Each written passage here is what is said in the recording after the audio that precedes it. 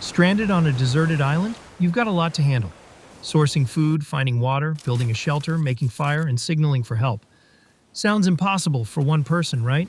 Life would be much easier if you had a survival buddy. But what if that friend is totally useless, like Wilson in Castaway? You'd be far better off befriending a drone. In this series, we'll unravel the tech that makes it into the ideal survival ally and explain how it helps in real life.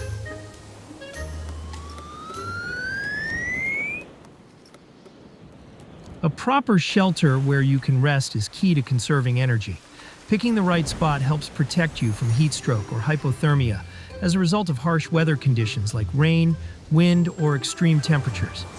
Otherwise, trying to regulate your body temperature can leave you as drained as a day spent talking to a volleyball. Finding a place where you can dodge the scorching heat would be much easier if you had a drone equipped with a thermal camera.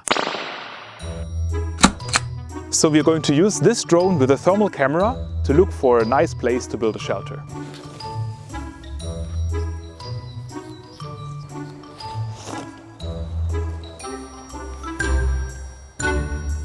So this drone actually has 3 cameras. 2 of them are regular RGB cameras, but there's also a thermal camera in here. And the thermal camera can sense surface temperatures of different objects. Now all objects that exist radiate long-wave radiation because they all have a temperature that's above the theoretical 0. And this camera can sense this long-wave radiation. And from the long-wave radiation measurements, we can then derive the temperature of the place. So that is what would help you choose the coolest spot for building your shelter? On a deserted island, I would probably look for the coolest place. However, here in the Netherlands, I might just look for the warmest place.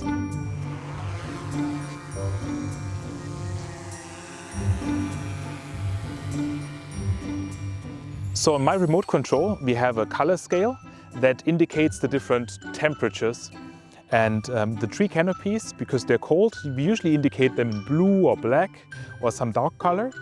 And we would usually indicate warmer places in red or in yellow. So what makes these tree canopies colder than their surroundings? The trees are usually a little bit colder because they transpire water, and that cools down their surface. And water content is just one property that experts derive from these images. What else does it tell researchers that work with this data on a daily basis?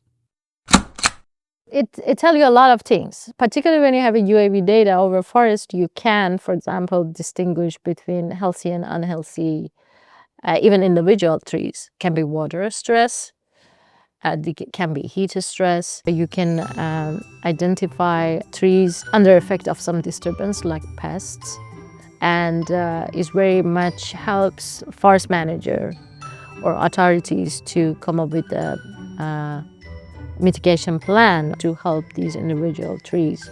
But there is more information on vegetation that can be retrieved from thermal cameras.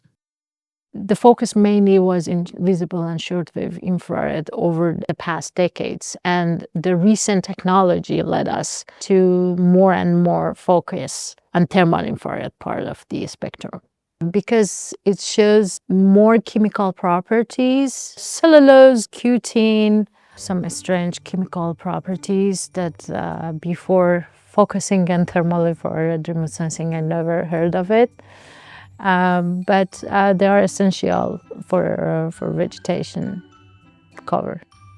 These chemical properties also help you choose where to build your shelter in the wild. Trees with lots of cellulose give you strong, stiff wood, so nothing's coming down on you while you rest. Plus, cellulose is rich in carbon, meaning these trees help lock carbon away. So you'll breathe the best air ever. Meanwhile, cutin tells you about a tree's outer armor. It forms a waxy layer on leaves and bark that repels water and holds up in sun and wind, like a natural raincoat. See? Nature already built your survival gear. You just need to know where to look. Anyhow, with the thermal infrared bands holding so much crucial information, what are you most occupied with? I very much work with land surface temperature as a proxy of climate change extreme events. For example, we try to understand the link between drought and extreme event like heat waves.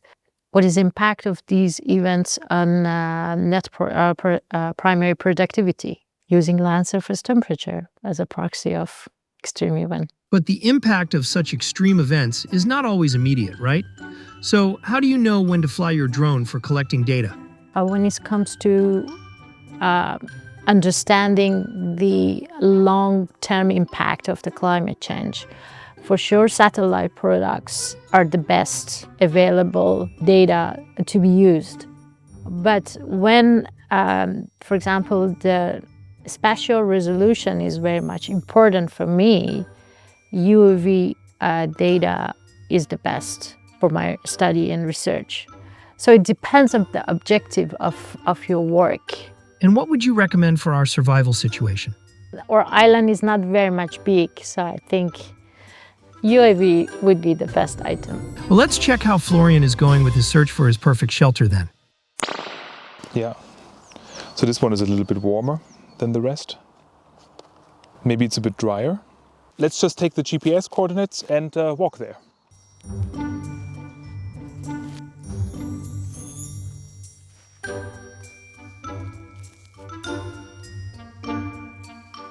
Okay, here we are.